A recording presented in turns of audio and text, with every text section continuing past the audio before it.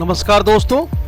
Dragon यानी कि चीन सच में कभी नहीं सुधरेगा। वह भले ही मीठी मीठी बातें कर ले मगर उसके दिल में जहर के सिवा कुछ नहीं।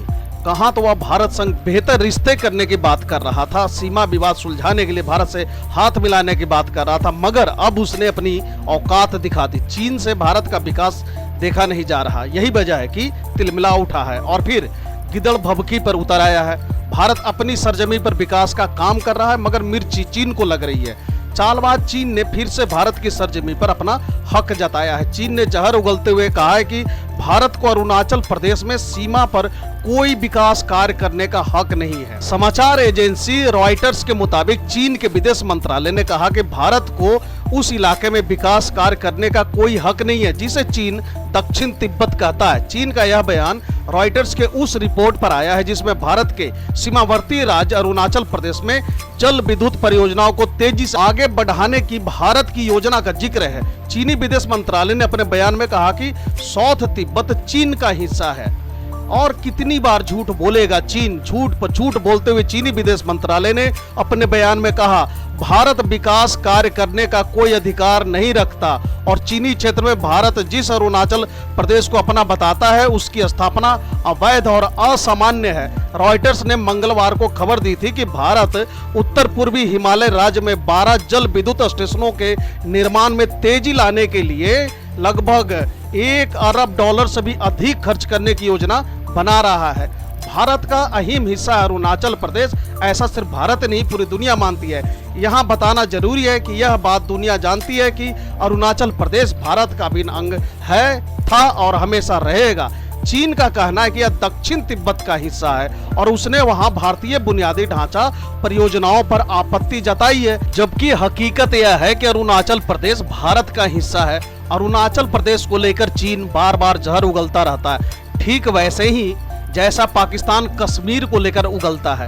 भारत ने साफ तौर पर कह चुका है कि चीन हो या कश्मीर, यह कोशिश बेकार है क्योंकि ये भारत का अभिन्न अंग है। यहाँ समझने की जरूरत है कि चीन ने अरुणाचल प्रदेश को लेकर जहर ऐसे वक्त में उगला है जब भारत के विदेश मंत्री एस जयशंकर से कजाकिस्तान में चीनी विदेश मंत्री वांग यी ने मुलाकात की थी। यहाँ चीनी विदेश मंत्री ने एस जयशंकर से सीमा पर मुद्दों को सुलझाने के प्रयासों को तेज करने पर सहमति जताई थी। चीन ने वादा किया था कि वह भारत के साथ रिश्ते ठीक रखेगा और सीमा विवाद सुलझाने में हर संभव कोशिश करेगा, मगर उसका यह ताजा बयान यह दिखाता है कि उसके दांत खाने के कुछ और दिखाने के कुछ और हैं। वह मुंह में राम बगल में छुरी वाली हरकत कर रहा है। अरुणाचल प्रदेश भारत का एक उत्तर पूर्वी राज्य है। अरुणाचल का अर्थ उगते सूर्य का पर्वत है। अरुण प्लस अचल, अचल का अर्थ होता है न चलने वाला विशालकाय चीज यानी कि पर्वत। प्रदेश की सीमाएं दक्षिण में असम, दक्षिणापूर्व में नागालैंड और पूर्व में बर्मा या जिसे अभी म्यांमार कहते हैं, पश्चिम में भूटान और उत्तर में तिब्बत से मिलती है। ईटानगर राज्य की राजधानी है। प्रदेश की बोलचाल की मुख्य भाषा हिंदी है। अरुणाचल प्रदेश चीन के तिब्बत स्वायत्त क्षेत्र के साथ 1129 किलोमीटर लंबा सीमा साझा करता है।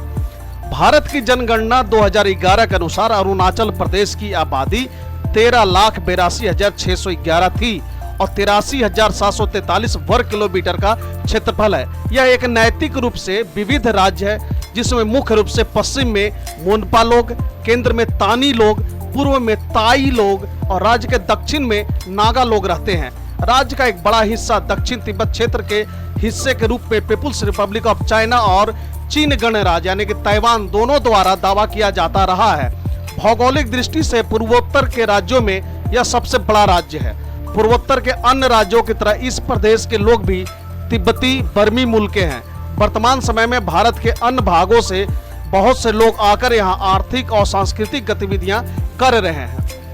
अगर इसके इतिहास की बात करें तो अरुणाचल प्रदेश को पहले पूर्वार्ध सीमांत एजेंसी यानी कि नॉर्थ ईस्ट फ्रंटियर यानी कि नेफा के नाम से जाना जाता था। यहाँ का इतिहास लिखित रूप में उपलब्ध नहीं है। मौखिक परंपरा के रूप में कुछ थोड़ा सा साहित्य और ऐतिहासिक खंडहर है जो इस पर्वतीय क्षेत्र में मिलते हैं। इन स्थानों की खुदाई और विश्लेषण के द्वारा पता चलता है कि ये ईस्वी सन प्रारंभ होने के समय के हैं।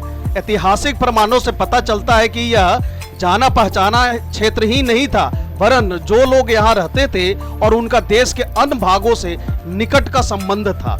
अरुणाचल प्रदेश का आधुनिक इतिहास 24 फरवरी 1826 को यंडाबू संधि होने के बाद असम में ब्रिटिश शासन लागू होने के बाद से प्राप्त होता है। सन 1962 से पहले इस राज्य को नॉर्थ ईस्ट फ्रंटियर एजेंसी यानी नेफा कहा जाता था। संवैधानिक रूप से यह असम का ही एक भाग था, परंतु सामरिक महत्व के कारण 1965 तक यहाँ के प्रशासन की देखभाल विदेश मंत्रालय करता था। 1965 के पश्चात असम के राज्यपाल के द्वारा यहाँ का प्रशासन गृह मंत्रालय के अंतर्गत आ गया। सन 1972 में अरुणाचल प्रदेश को केंद्र शासित राज्य बनाया गया था और इसका नाम अरुणाचल प्रदेश किया गया था।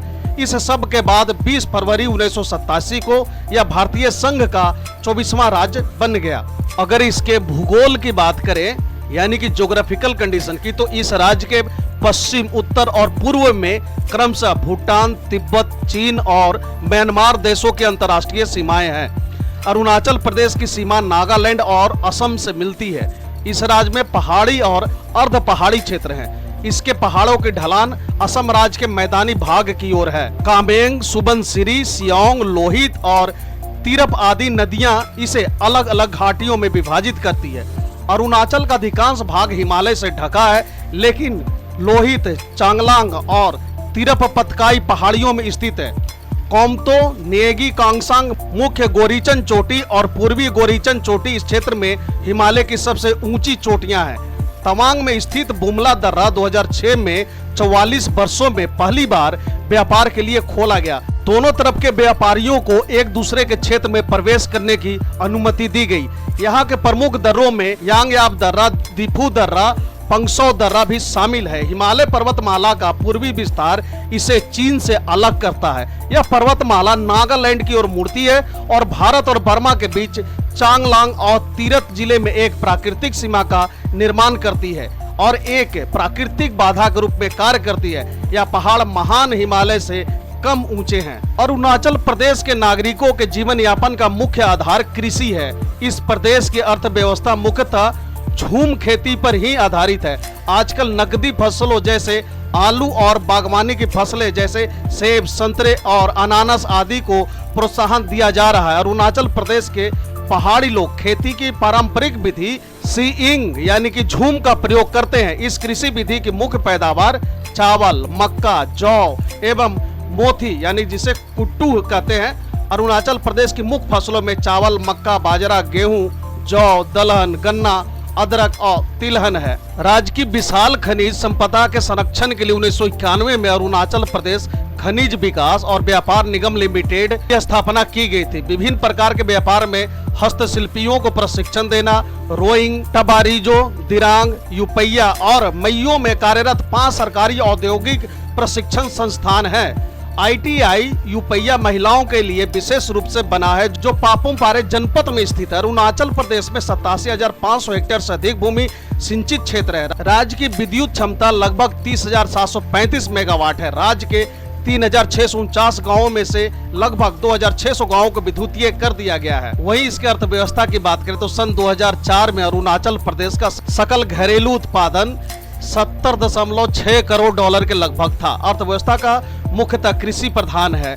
झूम खेती जो आदिवासी समूहों में पहले प्रचलित थी, अब कम लोग इस प्रकार की खेती करते हैं। अरुणाचल प्रदेश का लगभग 61,000 वर्ग किलोमीटर का भाग घने जंगलों से भरा है और वन उत्पाद राज्य की अर्थव्यवस्था का दूसरा महत्वपूर्ण भाग है।